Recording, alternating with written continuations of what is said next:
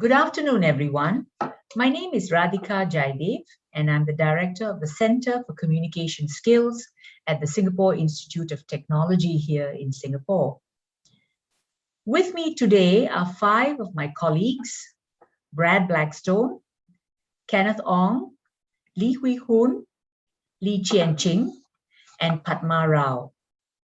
And today we'll be talking to you about writing in the disciplines and how we drove this initiative to enhance undergraduates' writing competence at our university. I will begin by talking to you about how we conceptualized and drove the initiative, a 4-pronged approach to enhance undergraduates' writing competence.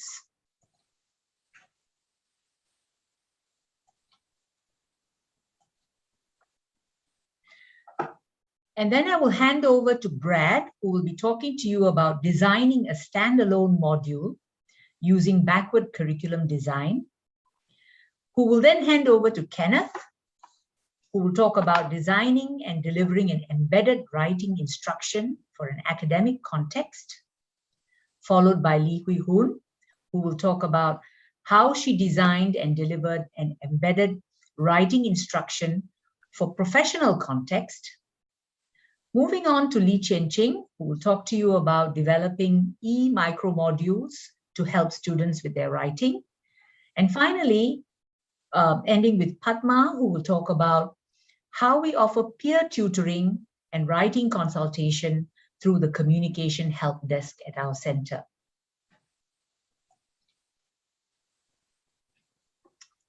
Currently, at the Center for Communication Skills, we offer writing instruction in 4 ways, as I mentioned earlier. One of them is to offer a standalone module, and currently these modules are in technical writing and presentation skills, as well as career and professional development skills in several programs. We also offer embedded instruction within content modules based on ad hoc requests from content faculty through what we term as communicating across the curriculum. The next thing we do is peer tutoring and consultation with faculty on writing assignments through our communication help desk to students who seek help in writing. And the 4th thing is to develop e-micro modules that offer writing instruction to students at all times.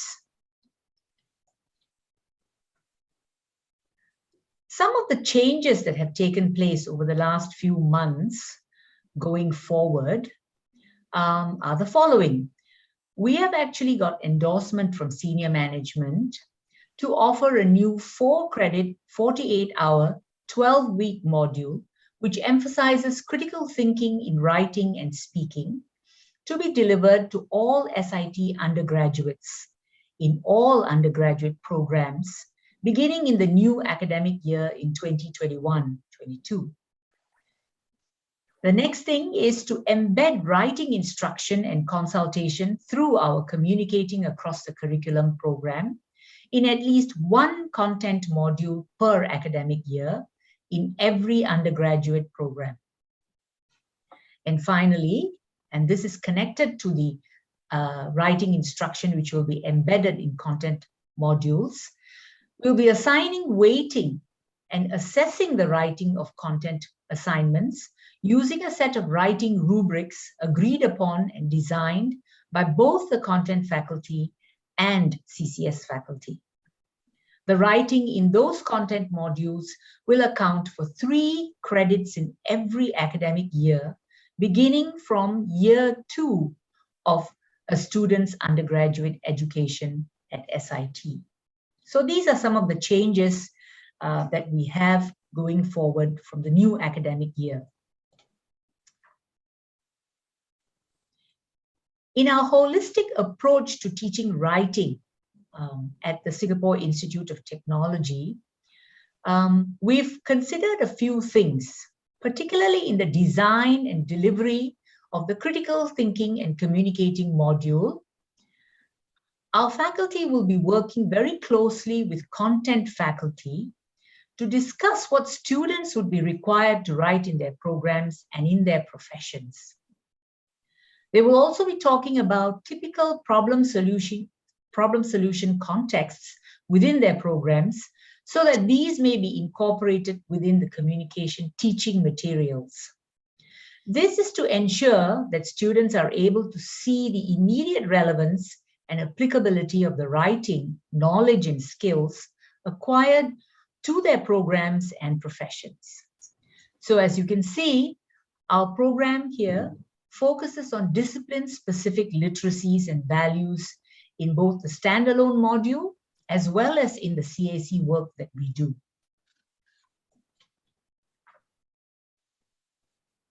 In the discipline-specific literacies and values that I've talked about, particularly in relation to the communicating across the curriculum, we've divided this into two subcategories. One would be academic, with the aim to help students cope with writing and presentation demands in their university studies. And here's where the focus is on writing in the disciplines, but we also spend some time teaching presentation skills, embedding that as well. The other subcategory is the professional subcategory, where we help students to cope with their communication demands during their work attachments, what we refer to in SIT as the Integrated Work Study Program, which is basically an extended work attachment that ranges anything from 6 months to a year. And in that subcategory, we provide instruction on email writing, meeting minutes, interpersonal communication at the workplace, etc. Also, we provide instruction in professional communication in specialized work contexts. I would now like to hand over my time to Brad, who will be talking to you about understanding by design, making an entry-level communication module, goal-focused and effective. Over to you, Brad. Thanks very much, Radhika. Yeah, I'm going to talk about one of the standalone modules that Radhika referenced. This is actually the first step in our students' journey in writing and speaking in the university. And the standalone module that I'll be discussing is one focused on robotics. And this is really the beginning of their writing in the discipline experience as well, because one of the things that makes SIT unique is that we confer with faculty in specific programs, and then we will design and deliver a module specific to their students. And I'm going to focus specifically on the understanding by design approach. And as Grant Wiggins has said, this is not a philosophy of teaching. It's not an approach to teaching. It's a planning framework. What you're trying to do is make it more likely by design that when you teach, you're more goal-focused and more effective. So why backwards design? Using backward design underscores the value of this process for yielding more clearly defined goals, more appropriate assessments, more tightly aligned lessons, and more purposeful teaching. And there are really 3 steps in this process. And the first step that the designer goes through is to identify what are the desired results.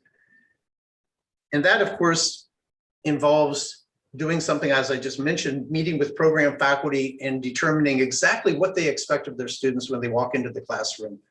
And it also involves getting into the industry and finding out what is expected of these students once they graduate. But again, this is for the first year students. So we need to take into consideration also what they're going to be expected to do within their academic journey. The second step in this process is to determine the acceptable evidence. And this is really, in the context of my module, the robotics module, determining what the students will have to write once they get into their academic work, and also what kind of presentations they give. But today I'd like to focus on the writing. And finally, the third step would be planning the learning experiences and the instruction. In terms of the role of objectives for backward design, Ralph Tyler, who's considered by many to be the father of assessment and evaluation, the educational objectives become the criteria by which materials are selected, content is outlined, instructional procedures are developed, and tests and examinations are prepared. And as I mentioned, in the context of my course, the robotics course, it's really what sort of papers the students are going to write and what kind of presentations they'll give.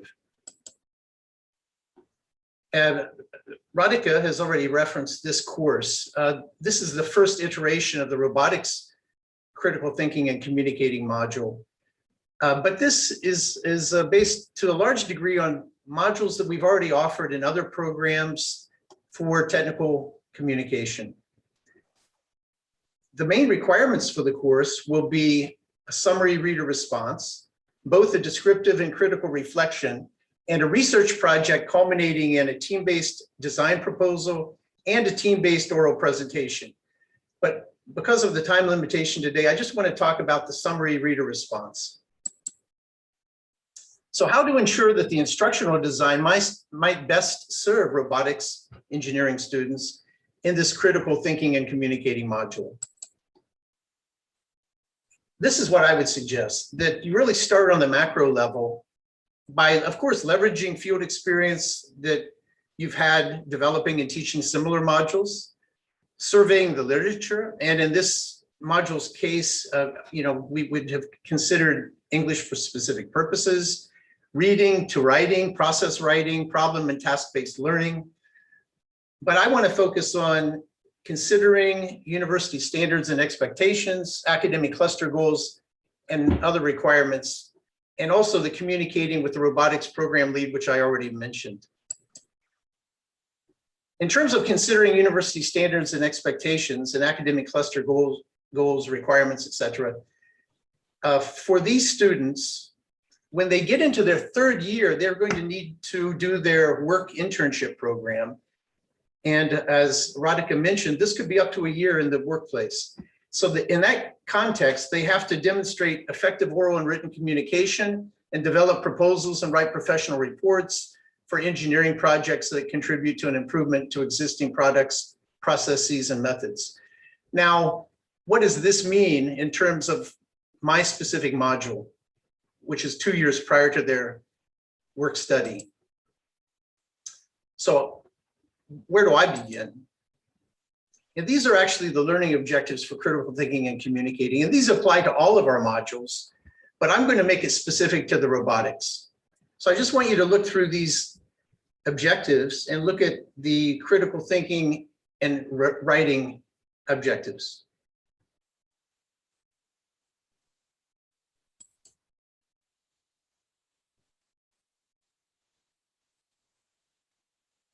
You see that critical thinking cuts across many of these.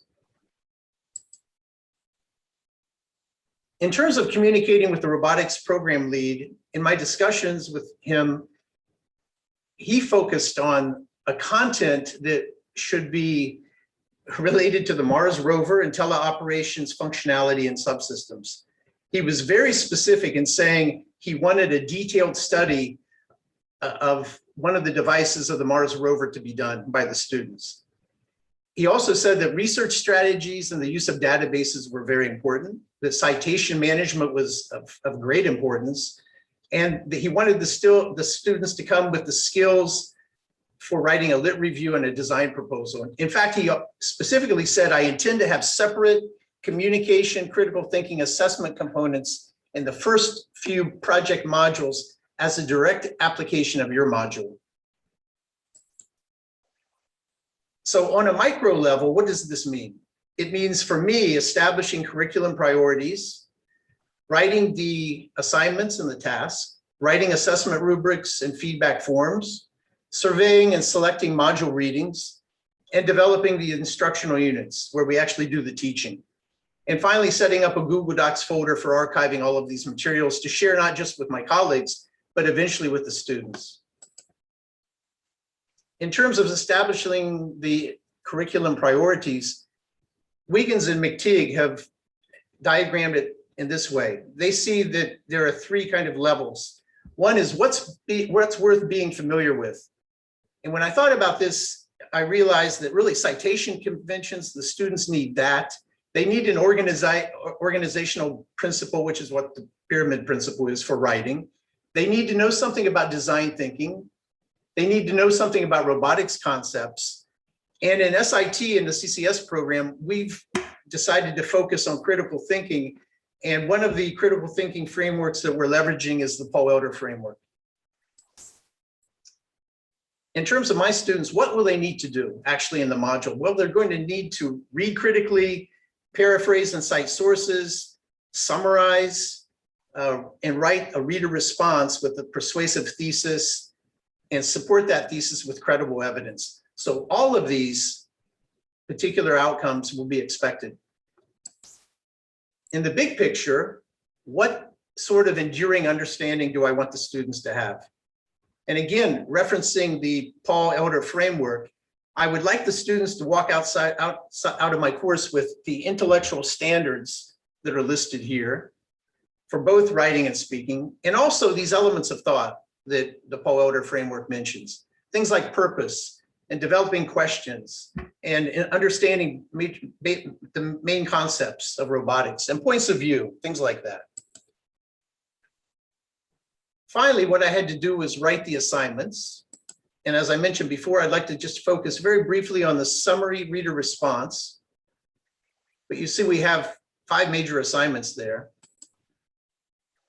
And in terms of the design summary and analysis, which is the reader response, what I did was I surveyed NASA's web links related to the Mars exploration and the rover. I looked at the European Space Agency's rovers and their plans for a Mars exploration, and also the Chinese Space Agency's rover and their Mars exploration. So what I will probably do is have the students identify a robotics device in one of those rovers and summarize that, and then write an evaluation. And this is just an example of the web links from NASA. And as you can see, that's just the beginning, actually. That's bringing together materials that the students will read. A lot of my focus will also have to be on instructional units. And from this page, you see that I'm going to have 11 instructional units for this particular module. And we have units such as revisiting language use and writing professional emails, paraphrasing, summarizing, citing sources, and avoiding plagiarism. And then you look at the next one, introducing the design summary and reader response analysis. And then number 7 will be scaling the pyramid principle, critical thinking, and focus statements. So all of these materials are being developed with the idea in mind that the students leave the module and are prepared for their academic work, their internship, and also the workplace. Finally, I put together a Symbaloo page with the key website links that will be relative to this module. And I shared this with my colleagues as well as with the students. Now, none of this guarantees that the students will have a great experience in the module. That depends on instruction. But as we all know, good planning gives a good foundation. So where does this lead? I hope the sky's the limit. My colleague, Kenneth, is going to speak on the ADDIE model, and that is actually in some ways related to backward design, but he takes it a step further. So over to you, Kenneth. Thank you, Brad. As what Brad has mentioned, I will be talking about applying the ADDIE model to an embedded critique essay writing workshop for health and social sciences undergraduates. And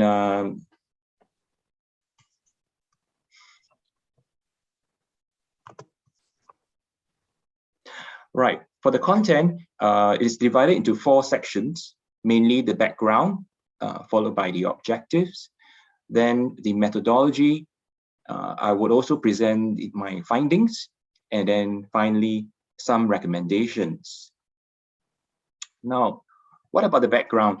Now, this is a module that is not a communication skills module per se, but rather for the health and social sciences students, and it's called Health Systems Singapore Perspectives. Now, this is a module where students learn about the Singapore's health system as described and analyzed within the WHO framework.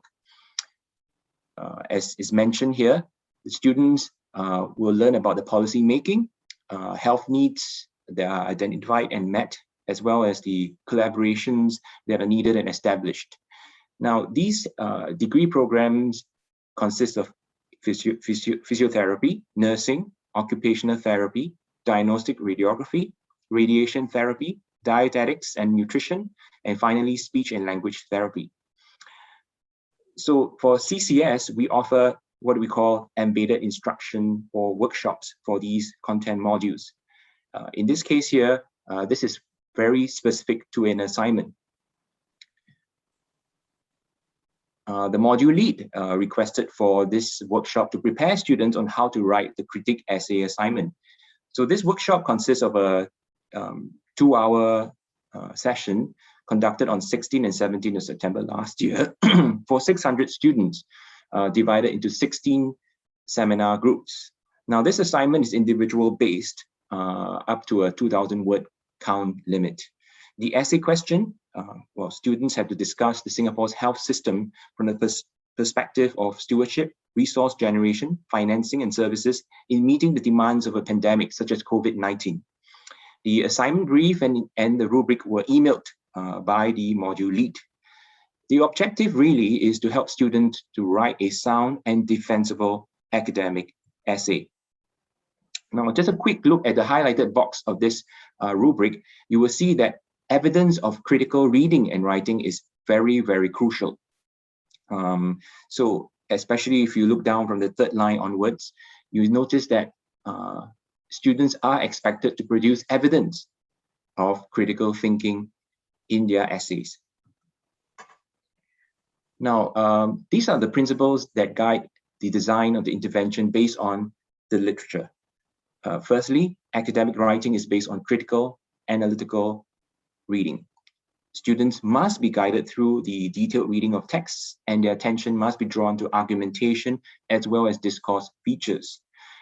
Secondly, academic writing is a process and a product of critical thinking. So therefore, students must be given opportunities for developing critical thinking. For instance, through the discussion of open-ended questions or problem solving. And finally, I recognize here that the importance of making discourse and epistemological features explicit to students, and as emphasized by genre-based and academic literacies researchers. In the embedded approach, these features will be highlighted, or should I say, highlighted in the classroom and in texts related to the session's topic. So what happens is that the students are given after, the lecture component of the seminar, a tutorial handout, which consists of a sample of a student's past year essay. And students are, of course, taught how to apply the genre-based and academic literacies perspectives in deconstructing that text. So what about the methodology in designing these embedded instruction? I use what you call the ADDIE model, which is very suitable for structuring such, I would say, a slice of a module, in this case here, to support an assignment. This ADDIE is actually an acronym of 5 phases, namely the analysis phase, where you actually analyze the needs, expectations, and the background of the student, in this case, the timeline as well, and also the delivery mode. As it was conducted last year in the midst of the pandemic, Zoom, or should I say the online delivery was the default. Then next is the design phase, where we understand the essay assignment objectives, and also finding sources that can help elucidate the assignment scope, such as journal articles. Next is the development phase, where the slides and handouts were developed. Then briefing, in this case here, feedback, on the curriculum was solicited from the module lead. And also a briefing was given to the tutors or the teaching team but no pilot test was conducted.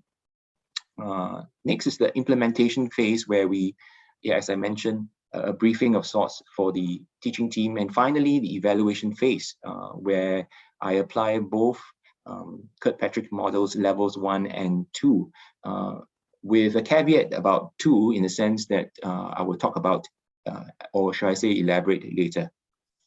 So the quantitative findings, as you can see, is based, I would say, student responses to 5 statements about the embedded instruction. So as you can see, the students are very favorable towards the course in general. We can see that most students, at about 80% or more, strongly agree to the 5 statements, namely that this course has helped them to understand the requirements of the assignment, the workshop materials have covered the learning points, the tutor has helped me to clarify my doubts and answer any questions. Overall, the workshop has been effective in helping me prepare to do the assignment. The workshop activities have been useful in helping me improve. And finally, that the workshop has helped me to present my ideas coherently to an academic audience.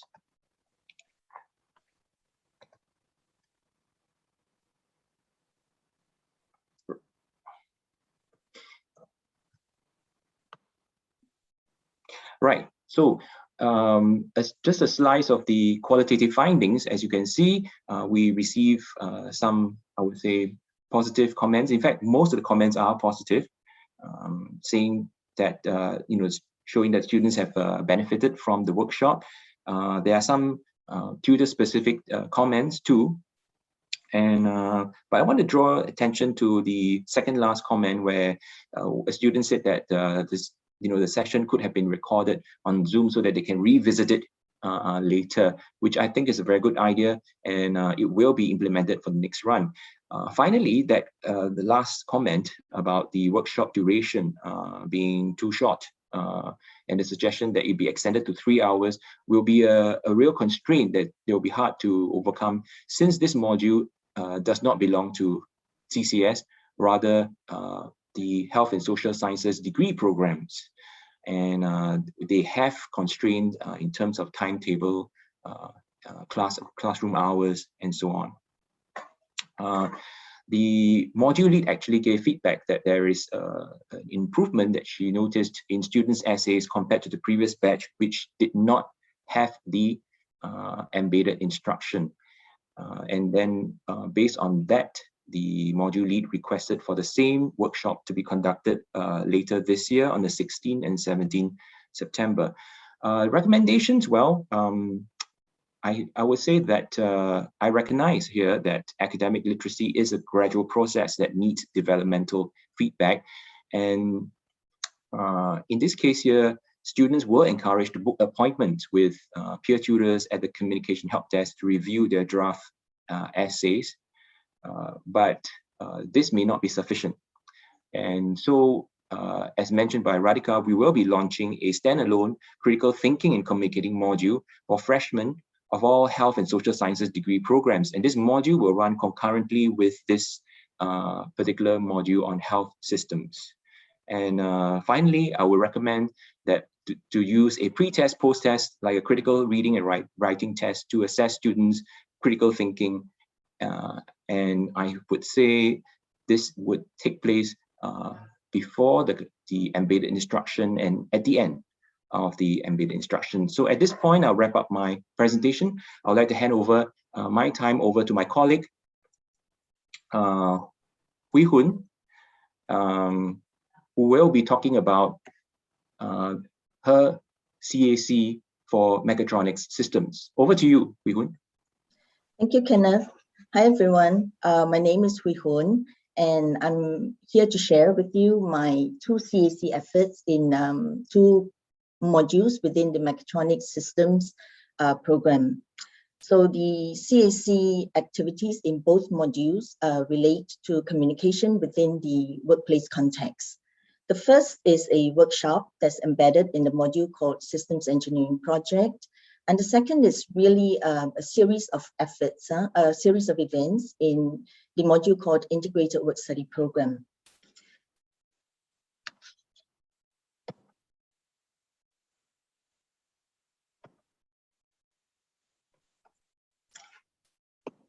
Okay, I'm trying to move this. Right, sorry about that. Okay, so in systems engineering project, students work in teams to research, design, implement, and test their project ideas. And they have to document the process as they go through it. So part of this documenting process is writing minutes of meetings. So then the CAC workshop on writing minutes came through the request came through the module lead, who was concerned that his students were making glaring grammatical errors in their writing, which of course affected communication. So then he wanted us to come in and talk to them about language features, style, and so on. And he was willing to give us an hour of his class time, which shows, the importance that he attached to this workshop. So after talking with him on the specifics, I drew up these lesson outcomes, as you see here. And to prepare students for the requirements of minutes writing, I touched on the writing context to provide them, a reason for writing. And then I also talked about the characteristics of good writing, such as the completeness of a message, clarity, concreteness of information, and so on. Then I focused on the language features, style, and tone, as the ones that you see here, using examples from the samples that he provided. I also gave students good and not so good samples of minutes for them to analyze, and they had to justify their evaluations and then rewrite the poorly written minutes. So what students had to show was how they applied their knowledge of writing to produce clear and concise minutes. I must say that this information about the elements of communication context, language features, style, and tone, this information is not new to students. Because in the previous trimester, they sat through an academic writing module, which taught them all these concepts. But we know that transfer of writing knowledge doesn't happen just because one has studied an academic writing module. Lots of practice is needed. As Kenneth mentioned, lots of hands-on, work is needed. So this is why it's important for us to emphasize writing skills in the content modules while we have the students with us. And here is faculty feedback on the workshop. As you can see from here, he was very happy that the workshop objective was achieved. So I'd say that this was a very smooth experience for me. It was just matching the content to the stakeholders' needs. Sorry. So what's more challenging is this one here, the integrated work study program. The work that I did for them here relates to the writing of a report. Now the IWSP is for the year 3 students. So Radhika mentioned earlier on, it's like an extended internship. For these students in the mechatronic systems, they spend 8 months at the workplace. They are attached to industry partners there, and periodically they come back to SIT for activities like the workshops that I run on report writing. Okay,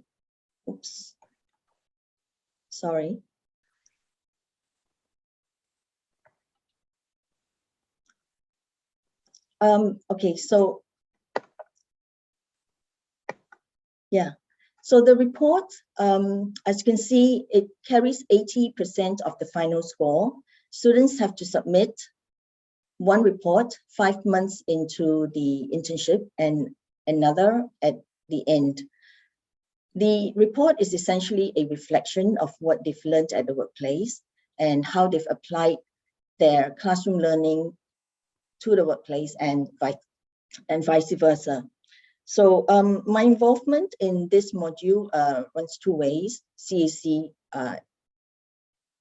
as far as CAC is concerned, first I wanted to help faculty manage the assignment, the writing assessment demands. And secondly, I wanted to help students produce their report. So I want to first talk about what I did with and for faculty. So this is the original marking guide you see here. It was the only assessment document for the IWSP report. It's bare bones.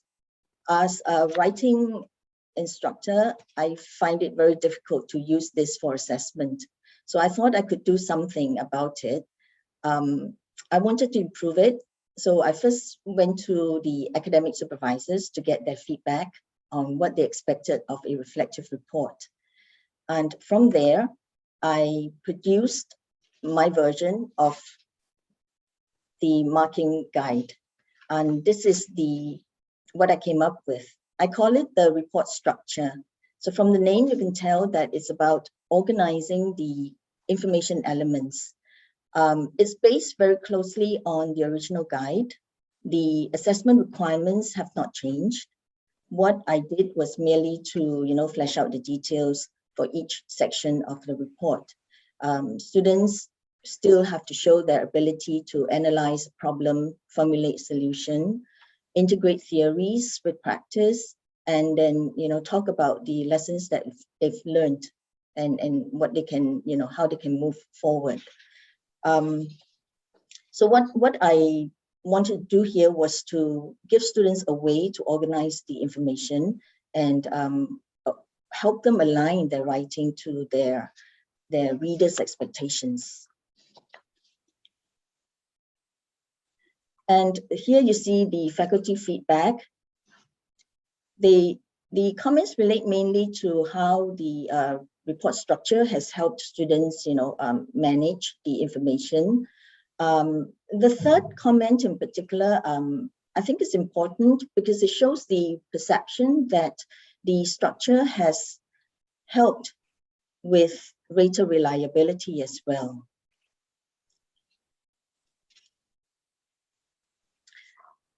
So I helped faculty also in this other way.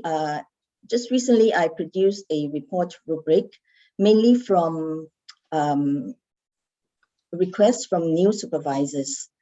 These were, professionals who had come from the industry and they had no teaching experience. So marking a longer piece of writing, like a report, was definitely challenging. Yeah. The rubric is currently with the module lead and the program lead for review. So besides helping faculty, I also organized workshops for the students. The first workshop, students learned about reflective writing. And they were also introduced to the report structure that you saw. And in here, I shared with them feedback from their supervisors, on what they expected to see in the report. So I find that including the supervisors' voices helped a lot because that gave credence to what the communication skills faculty were sharing about a technical piece of writing. And then in workshop 2, students met in groups of 3 for an hour with a communication skills tutor where they could ask questions about their report draft and identify areas for improvement or generally just clarify, their thinking about writing. So in a sense, workshop 2 was a personalized experience for each student. And I'm happy to say that the students found the workshops helpful, particularly in, for starting the writing process and for refining writing once they had something written. And I can understand why they feel so. In just the first few months of their time at work, they will have learned a lot from their project. And it's a huge task to try and consolidate all that information, making connections between the abstract and the concrete, between theory and experience, and then to finally communicate all that to a specific audience. So that's quite a tall order for students. But I'm happy that, from the workshops, they found a way of, to manage their assignment. They found a way forward. So that's my experience, on these two CAC efforts relating to communication at the workplace context. So I'll now pass the time over to my colleague Chen Ching, who will talk to you about the e-learning modules that we have as part of our CAC efforts. Thank you. Thank you, Hui Hun, for sharing. Just a short recap.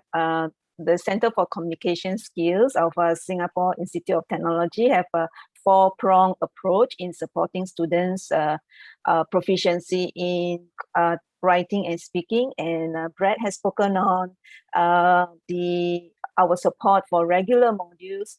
Kenneth has spoken on our support for embedded programs in academic context, and Hui Hun in the professional context. So I'm going to touch on the third prong, which is on these e-micro modules, and my colleague Padma will touch on the fourth prong, which is the writing center. Right. So we really feel that as many of you will be able to empathize with us. I think we all we all face the same issue as faculty. We really feel that there is a need to scaffold students' learning amidst constraints. What are the constraints? Well, we do have constraints in terms of curriculum time, and we do have constraints in terms of resources and cost. Now, the issue of resources and cost is particularly pertinent because the number of students and programs that our university is introducing is increasing every year. And with the increase in the number of classes that we have to teach, the issue of scalability does come into play. And with that, the issue of cost increases exponentially. So we are very aware that we need to scaffold students' learning, but these issues of time, scalability, and cost does play an important role and influence what we can do. So what do? We considered the blended approach where students go through the materials outside class hours and more time is spent on practice and feedback in the classroom. So the question is, of course, why develop original micro modules? When I mention micro modules, these are referring to modules that are about 6 to 8 minutes long only. All right. So first and foremost, as experienced communication skills tutors, well, we interact with our students daily in our classes, and we really know our students' needs firsthand. And being subject matter experts, why not develop our own original micro modules, right? And then we can scaffold them in a method that in a way that could meet their needs firsthand.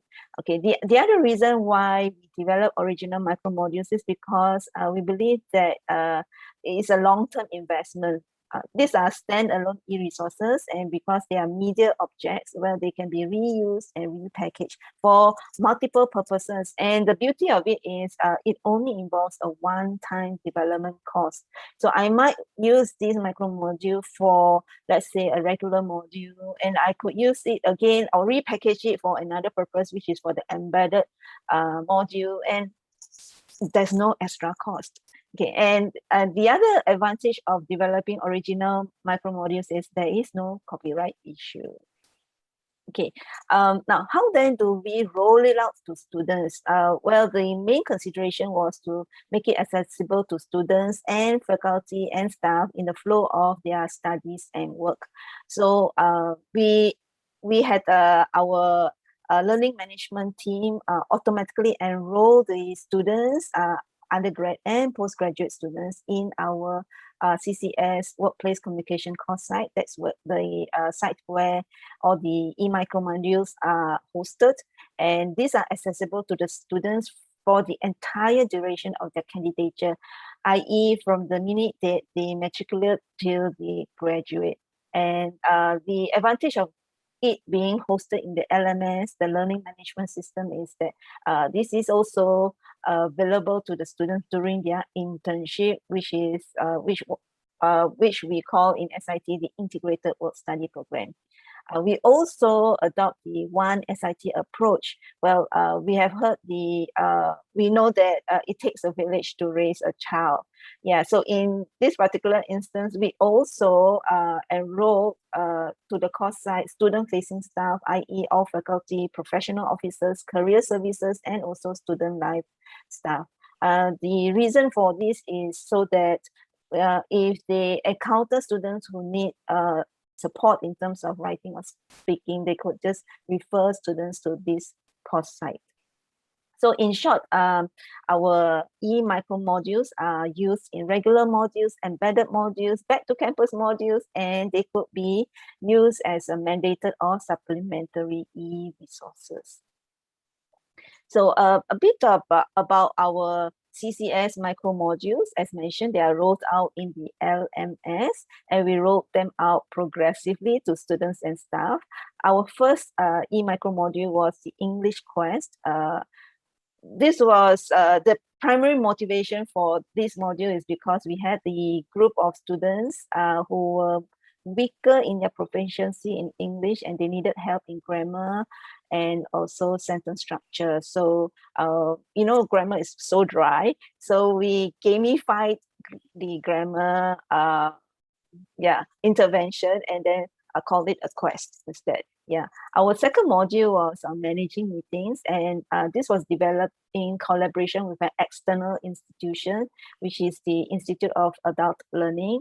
And we agreed upon, or rather we identified this as a common issue that workers and also students face, i.e. They might not be aware about how to manage meetings effectively. So that was a wonderful collaboration.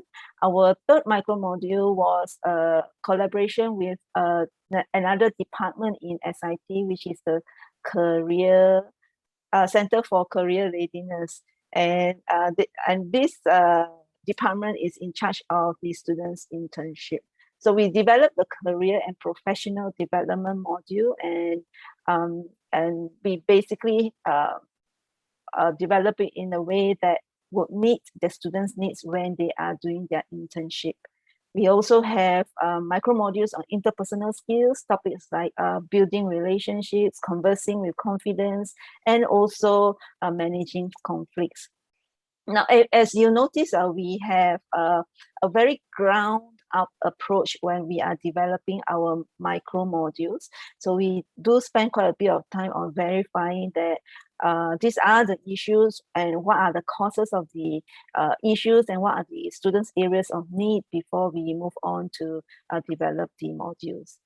We do also, to up the relevance of these modules to the students, a micro module on online writing and speaking skills. This is where we approach faculty to provide some insights on their notion of the students week in terms of writing and speaking, and they were very kind to share with us good samples which we had permission to upload for the students to reference. Recently this year we also rolled out the email writing and also the technical writing e-modules, and these were also identified as two areas that the students needed support in. So in terms of assessing the students' learning, you might be wondering, well, do these e-micro modules work? Are they effective in scaffolding students' learning? So we conducted pre-post surveys on students' learning for each e-resource, and we found that, just for example, for the career and professional development module, there was a statistically significant improvement, positive improvement for all the items in the survey, and so we are very happy that the e-module has been able to help them. On the other hand, we also had some modules which we found that the students were either for some items there was no significant difference, but for other items there were, so there were mixed results. So we are relooking this, and we do note that, let's say, for example, topics like present effectively, there was no significant positive result for this particular module, and it might be due to students preferring to having a live audience to present to, rather than going through the e-module. So this is all work in progress, and we are very happy to share it with you. Thank you. So now I will move out. I would like to invite Padma to share on the Writing Center. Padma, please. Thank you, Chen Ching. So as a follow-up, our center provides additional writing assistance to students through the Writing Center that Chen Ching has just mentioned. We call this as Communication Helpdesk at SIT. The guiding principle behind Communication Helpdesk is to focus on the process of writing rather than the finished product. We prioritize on concerns relating to organization and argumentation of text. Okay, so before I move on to online consultation and Communication Helpdesk, let me just give you a little bit of what was happening before 2020. SIT is a multi-campus university, and helpdesk services were mostly, the consultations were done by the CCS staff at Dover. So this required students from the other campuses to make their way down to the Dover campus. So early last year, we made a decision to go online, and this was very, very timely move because by March, the pandemic had struck, and going online was the best thing that could have happened to our Communication Helpdesk. In addition, we also had a peer tutoring scheme to assist students so that we can widen our outreach, because at CCS, we are at quite a limited number of people, and therefore the peer tutoring scheme was initiated to widen our outreach efforts. So the peer tutoring at Communication Helpdesk, we carefully recruit our peer tutors. We conduct training for them so that they have an idea of how to do the peer tutoring. And we have intensive workshops for them. So the workshops are done by the faculty and also by our colleague Azlan from the Academic Program Administration, who helps the peer tutors with the online system. He gets them to be familiar with the features of the online peer tutoring system. And the training workshops, we have a lot of activities to train the peer tutors so that they are properly equipped to deal with the tutees who come to them for help. Now, a comprehensive guide is provided to peer tutors. This guide is, very, very detailed, and we have about 6 sections that inform the peer tutor on what he or she has to do. At the start of consultation, if there's a tutee who has yet to write anything and comes to them for help, so how does he or she deal with the tutee? There are some sections on what if the tutee has written an introduction, what is to be done, what if the tutee has yet to write a conclusion, how do we move from there? And of course, if the tutee comes to the peer tutor with the complete work, so what do we do then, right? So there are 6 sections, each very, very detailed. And if I could show you a snapshot of one of the sections. All right, I just picked up this randomly. This is to do with a tutee who has written an introduction and has come to the peer tutor for assistance.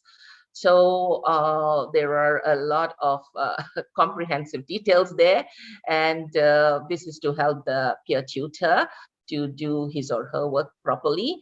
Of course, we do insist that the helpdesk shouldn't be a proofreading services, nor should it, the peer tutor should be vetting the written assignment for the tutee. Okay, so it is to help the tutee understand and better draft their writing assignments, or maybe even whatever they need to do for their poster presentations or oral presentations. So this is to help them come up with drafts that are clear, coherent, succinct, and of course, they need to keep the considerations of the audience and purpose and the context in mind while drafting their assignments. So a bit about the online system that we have. It is known as WC Online, and the training for this is done by our colleague Aslan. As you can see, this is just a mock-up of how it would look for the peer tutee who would like to book a session. Right, they just log in, and then they look for their time and the date, and then they look for a slot that's empty, and they make their bookings accordingly. And this system is provided with a number of features that will help with the online consultation. So there are the number of features. Of course, now the web camera has also been enabled, and so we have audio, video inputs. And if it's a draft that is fairly long, like a capstone dissertation, which for these final year projects, normally the students will consult the faculty and not so much the peer tutor. So when they come to us, we would like to take a look at their drafts before the consultation. So there is also a feature for them to attach their drafts and give us a view of the draft before the consultation, so that we do go there for the consultation well prepared, and make good use of the time that is provided to us. Right, if I can show you a summary of consultations. So this is these are the 5 clusters or the divisions that we have in SIT. We have the CEFT, which is known as Chemical Engineering and Food Technology, a lot of acronyms here. DSB, Design and Specialized Businesses, Engineering, Health and Social Sciences, Information and Communication Technology. So if you can see before AY 2020, we do notice, okay, there were consultations, and but we are very pleased to know that after AY 2020, with both our online consultation and peer tutoring scheme, the number seems to have gone up, and that is very, very pleasing to us. Hopefully it continues to grow. And here's some data on the services utilized. Most of the students seem to be availing of the help desk services for academic essay report, which is very good. It looks like they're taking their writing assignments very, very seriously, and they seek help. And this is to do with the dissertation of the capstone projects. These are mostly the consultations are by the CCS staff. And then we have the other draft, other assignments reflected as well. So it looks like the students do come for a number of reasons to the help desk. Okay, if I can show you the top 3 reasons why students come for consultations, right? There is something about grammar, right? Appropriately, which is very good. That is, they are keeping the audience and purpose and the context in mind for the grammar needs, and then structuring and organizing the ideas and developing coherence and clarity in essay and reports. So these are the reasons, the top 3 reasons. Of course, there are the other reasons as well for which they come to the help desk, and hopefully they continue coming to us and seeking help where necessary. So if I can show you the survey data, it is also very pleasing to note that the agree and the strongly agree segments occupy big sections of the pie. So students feel that they are more confident about tackling their written assignments, and then they find the feedback given is very, very useful. And then they find that, you know, they have improved by coming to the help desk. They have improved in their writing. And they're also, the time is well utilized, I must say. And it's a good service for the students. And of course, they will recommend the communication help desk to their peers and friends in SIT. So I think mine is a very, very brief section. And with that, I will hand over my time to our director, Radhika.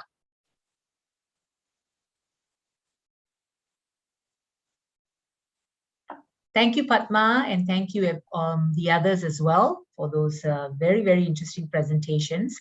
I think we have a few minutes left to do a little bit of discussion and address possible questions that you may have, as this is a recorded presentation. We don't have a live audience, so we thought that perhaps we should address some of these possible questions that you may have.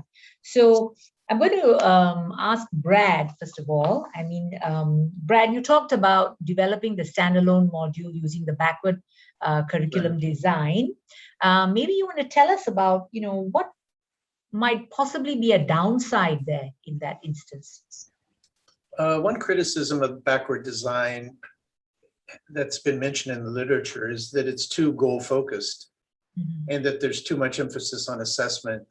But my response to that would be, it depends on what you do with it. You know, of course, you need to have the goals in mind. You need to take into consideration what the objectives for the students are, both long-term and short-term.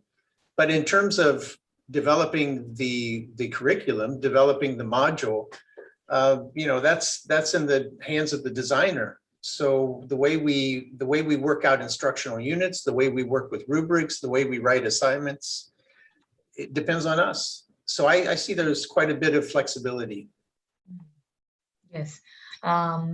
Yeah, I think so too. I think basically at the end of the day, I mean, you can have the best curriculum design, but what you do in the classroom and how you use that curriculum is really what matters, isn't it? That's right. Thanks for that, Brad. Sure. Kenneth, you mentioned at the end of your presentation about pre-tests and post-tests. Maybe you want to elaborate a little bit on that in your academic CAC efforts with the School of Health Sciences. Sure. The CRW test or critical reading and writing test, I would think it would be best taken online. If you were to search or Google for a test similar to this, you find it very difficult, in fact, almost impossible to find one that is very suitable with a topic within the health and social sciences at the university level, and also, you know, at the level, you know, befitting our freshmen, our students at SIT. So therefore, this test that I talk about will be actually devised by me. The students, you know, will have about 60 minutes to complete the test. You know, it will consist of a brief passage from a text based on a health and social sciences topic with five multiple choice questions that students answer, followed by a brief essay in which they will summarize the main ideas of the text and make an argument about its main claims, and to be supported by the most credible evidence chosen from excerpts of 3 different sources, for example, a university website, a blog, and a journal article. It's interesting that you mention that you'll be, you know, the pre-test will include things like summarizing a text and, you know, paraphrasing and things like that, because these are some of the skills we also include in the standalone modules when we design them, right? So we can say actually quite confidently that the whole purpose of the communicating across the curriculum with the academic writing instruction in particular is really to provide students with multiple opportunities to repurpose their writing knowledge and skills in different contexts in their disciplines. So, and this provides the iteration that they need actually to hone their writing skills. And that's really our purpose at our center. Would you say that, Kenneth? Yeah? Absolutely. I mean, I fully concur with you. I think, you know, it's really good that we are, you know, there to, you know, further develop our students' communication skills. And I mean, in this area, as I think our colleagues from the various degree programs, you know, they do see or notice the improvement in both the writing as well as the oral presentations that students give. So I think we are all heartened by the good results, isn't it? Yes, absolutely. Hui Hun, that was a very interesting presentation you gave us on both on the two efforts that you're sort of involved in doing. And I noticed that you emphasized quite a fair bit on working with faculty on rubrics. Yes. And I think that's, again, something that's very unique that we do here at CCS, wouldn't you say? Yes. Because we sort of, you know, partnering with our content faculty to design anything that we teach by way of communication skills. Because at the end of the day, we also want to include the disciplinary values and the academic literacies of the discipline itself. Can you tell us, would you like to say a little bit more about that? Absolutely, Radhika. Thanks for raising that. I think, you know, for me, working with students and with faculty, I find it really much easier working with students because you just give them a workshop, you know, they take it and then they work on their writing. It's just straightforward. Working with faculty, I would say it's interesting, if I could use that word. Sometimes it's challenging. Yes. Yeah, to be honest, because we do have some faculty, and I'm thankful for this. They have come on board and they fully, you know, support what we do because they realize the value that we offer, you know, as you guys have said. But there are others, not that they don't appreciate what we're doing, but I think faculty have their own demands, you know, in terms of workload, they're stretched for time, and so on and so forth. So having them work with us on this thing that they see is communication and therefore maybe not their area, and therefore not their responsibility as much, you know, that sometimes takes a lot more effort. So when I compare the two modules that I worked on, one was short and sweet, right? It was one faculty, he knew what he wanted, and then he was very specific. So that was done. The other one, we have multiple raters, multiple faculty in the teaching team, in the assessment team. And each one has their own area of specialty. Each one has their own expectations, you know, their own requirements. So even with the tools that I provided, I'm not 100% sure that everyone, to be honest, that everyone has is using those tools. Yeah. Right. So I would like to have more conversations really with these faculty, you know, these members, to see what is it that they really want help with, if they needed any help. With the shorter effort, the need was specific. With this longer one, I suspect there may be unspoken needs, you know, that are yet to be discovered. And if possible, we could work further with you know, content faculty and see how else we can make this entire CSC effort stronger. Yes, and incidentally, for those of you who listen to our presentation, one of the things we do at CCS here at SIT is also to offer writing in the disciplines workshop for faculty to get their buy-in and to get them to understand what this is all about and what we're trying to do by way of embedding and, you know, sort of linking everything to help our students to improve their writing competency. Thank you so much, Hui Hun. Over to Chen Ching, who does this excellent job of developing micro modules. But you mentioned, Chen Ching, that it's not an easy task. It's quite difficult to compress everything into a 5 or 6 minute kind of a nugget, isn't it? That's one thing. The other thing is why it takes so long to produce one. Maybe you'd like to tell us a little bit about that.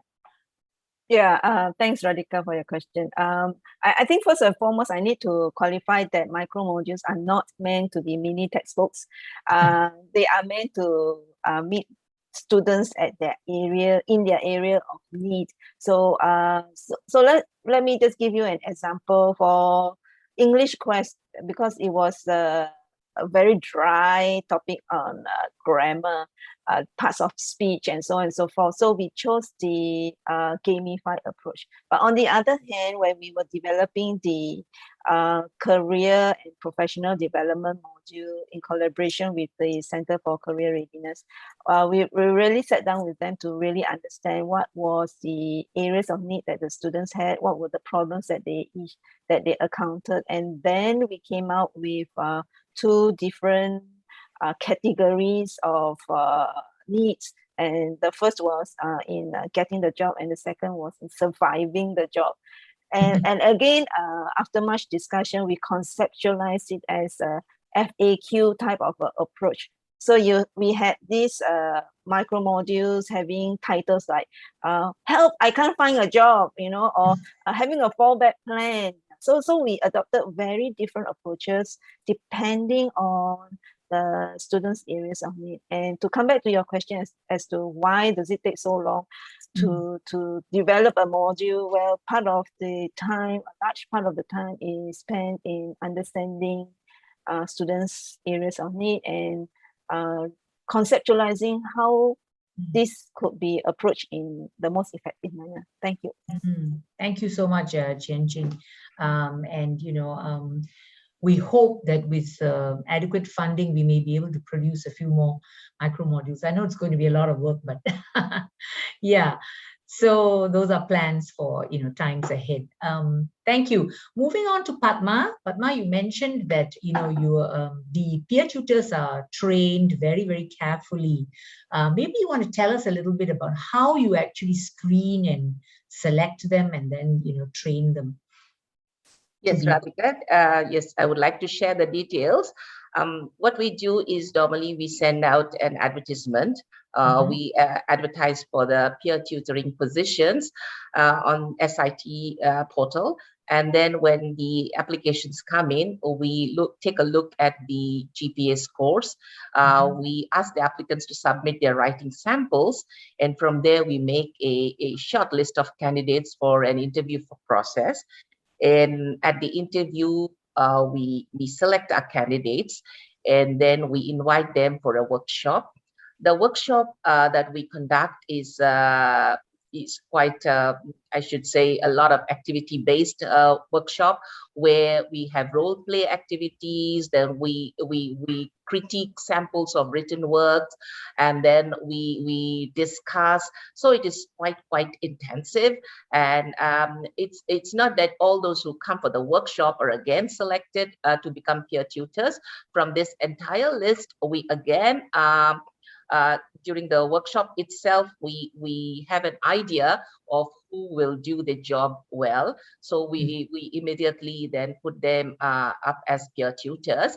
And there could be a few of them who may require some additional training. So we invite them back for some more training before we put them up as peer tutors. So we do our selection process very, very carefully.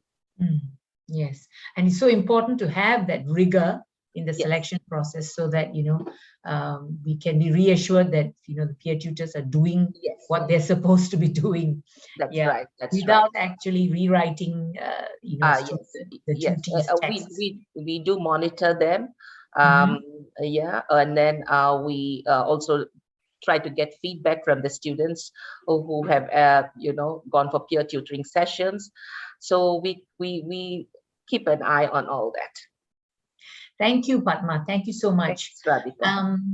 With that, I think we've come to the end of our presentation from the Center for Communication Skills at the Singapore Institute of Technology, and we hope you've enjoyed our presentations. If you have any further questions, feel free to email us. Our emails are all in the abstracts in the programs. So thank you once again for listening to us. Goodbye. Thank you. Thank you. Bye.